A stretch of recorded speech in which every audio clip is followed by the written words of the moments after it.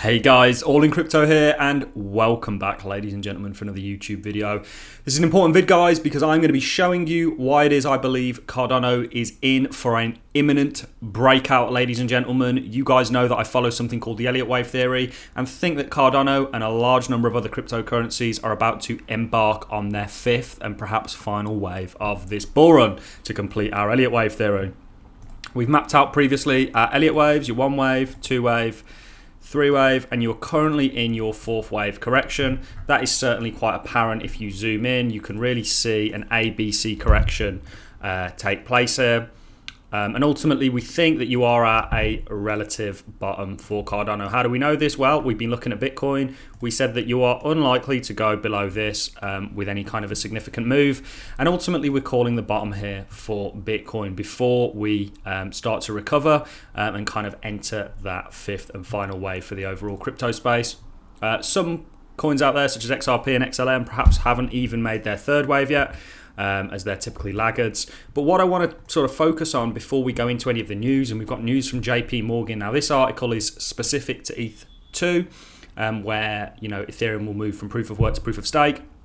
But what this article is really about is the fact that you have institutional interest in proof of stake because they offer you a fantastic return in terms of an APY on your investment, an APY that you won't get in other assets. And we'll read through this, guys. I also want to talk to you about a number of other things, like why you should be in the crypto space. We're also going to bring up the fact that California, one of the candidates who is running for governor of California, essentially is asking Charles Hoskinson if he can help to rebuild California.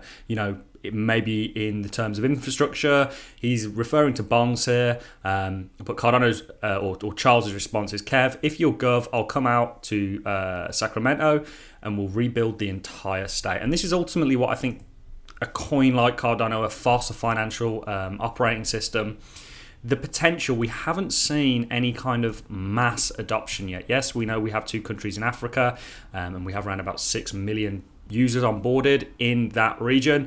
However, this is just the start, guys. Now back to the sort of price. What I want to point out is what's typical for when you start your waves, and it's certainly typical when we started the one wave, and I want to highlight this, is the volume goes very low, guys, before you then, the volume kind of picks up.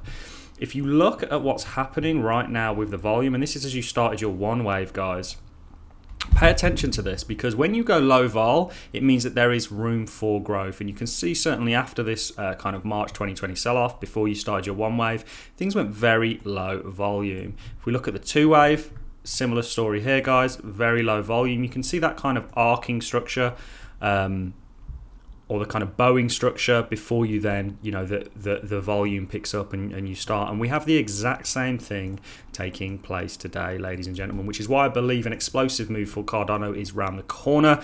I'm still heavily accumulating and going to continue to do so. Before we jump into the news, let's just take a look on some smaller time frames to see where we're at. One thing that I want to make very clear, and we're going to talk about inflation in this video because it's something that affects everybody. And people, yes, they might have heard the term inflation getting thrown around, but one reason you should be in cryptocurrencies is because of that exact reason.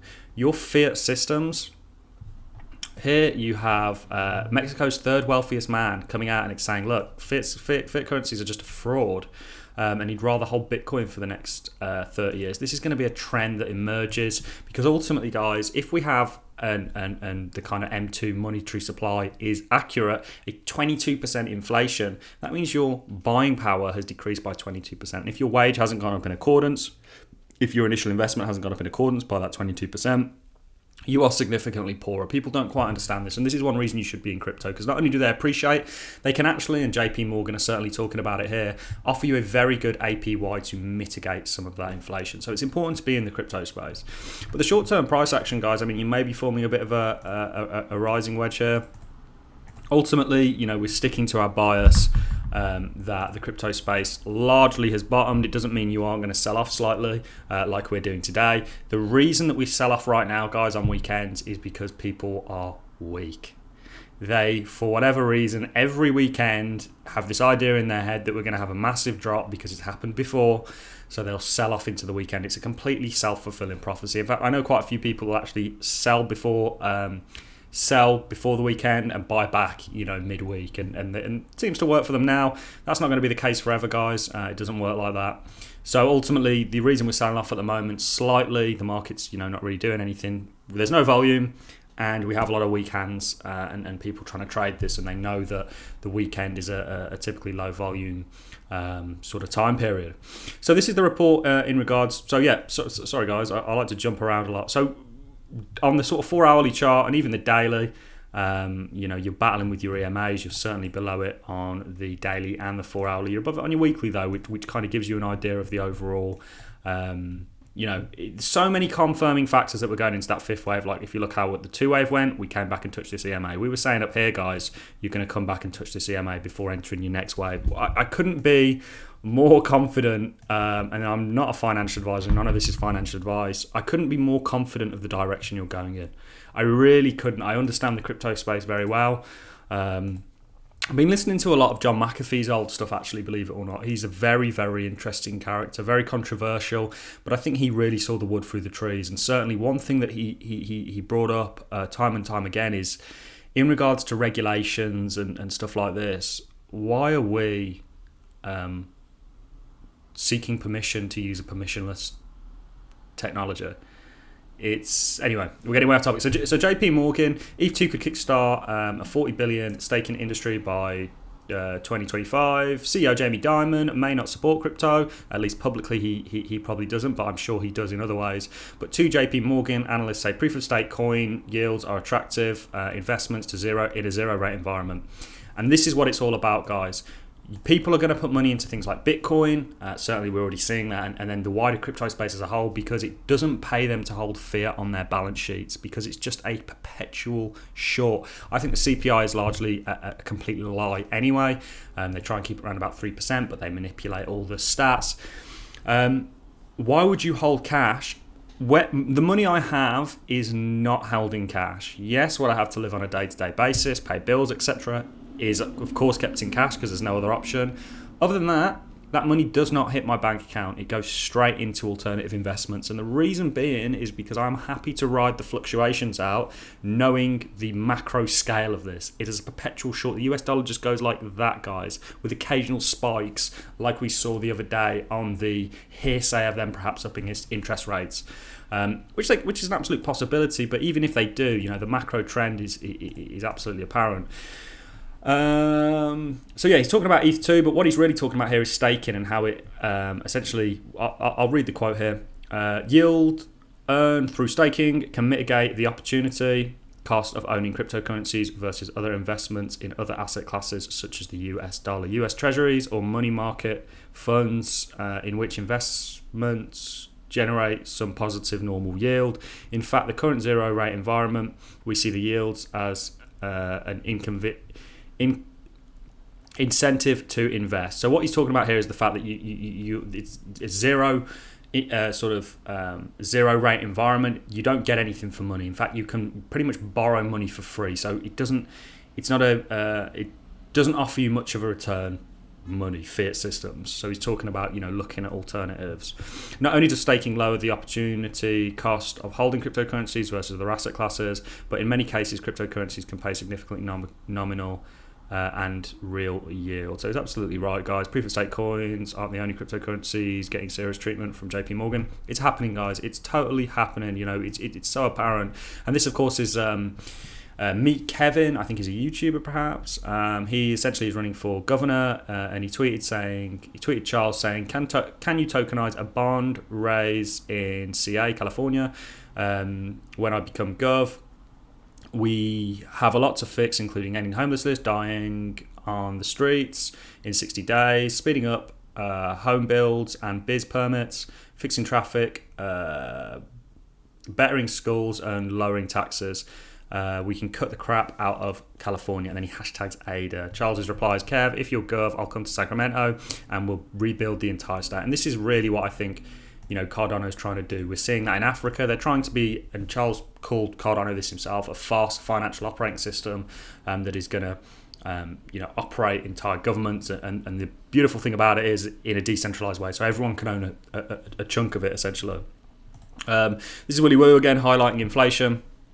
saying it's 22%. This is him in the red line, and it was Ludwig von Mises who said, and I keep referring to this quote because it's so true, and he knew what was happening, years and years and years ago. I mean, he was around in the first and Second World War, so it just goes to show how long this has been going on for. And the older guys knew exactly what was happening and essentially predicted. If you read, some of George Orwell's stuff, and loads and loads of different authors could see what was going to happen back then, and it's come to fruition today. And he essentially said the government are the only people that can take a perfectly valuable commodity such as paper and make it worthless.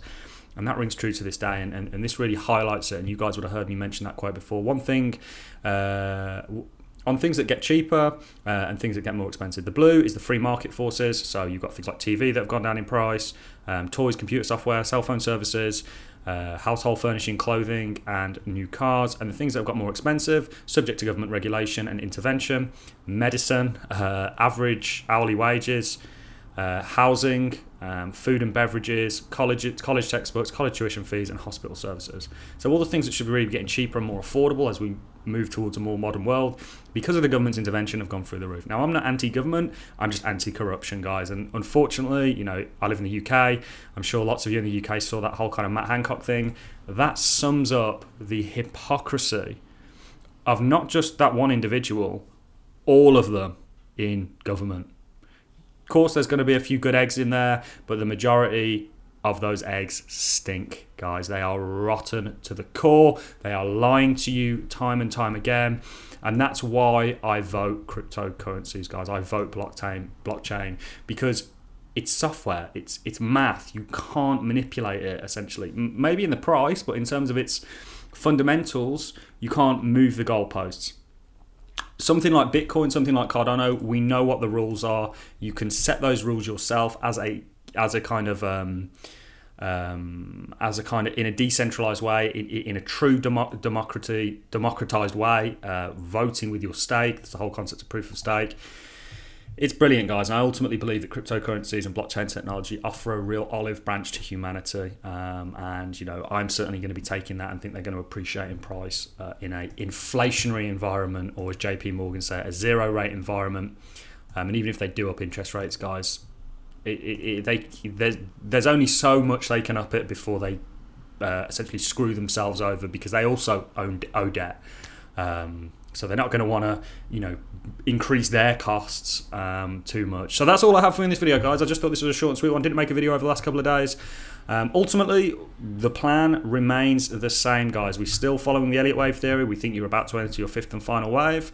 You've come down on a number of factors. Your volume's dropping off in a similar way to how it has on the kind of previous two, before your wave 1, before your wave 3, before your wave 5, and we are going to the moon, ladies and gentlemen. I do believe that. I know that's a bit of a cheesy cliche YouTuber thing to say, but there's a lot of money to be made in the crypto space. I do believe that. I am proof of that. And there is, when you're getting involved in an emerging market, in an emerging technology that is going to influence the world in weird and wonderful ways, such as the internet, you are going to appreciate in terms of value as a result of that.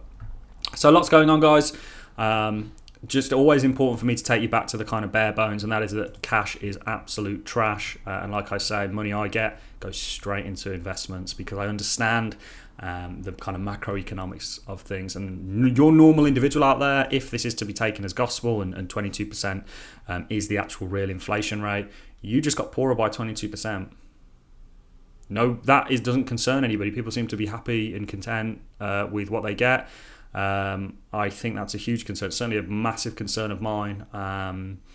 And yeah, that's all I have for you in this video, guys. I'm going to love and leave you on that note. That is enough of me rambling on and ranting. I hope everybody is going to have a fantastic Friday, moving into the weekend. I'm going to love and leave you guys. If you enjoyed the content, a like is always appreciated. So is a comment. I want to know your feedback. It's crucial to the growth of this channel. And I will see you all in the next YouTube video. So get subscribed, guys. Thanks a lot for watching.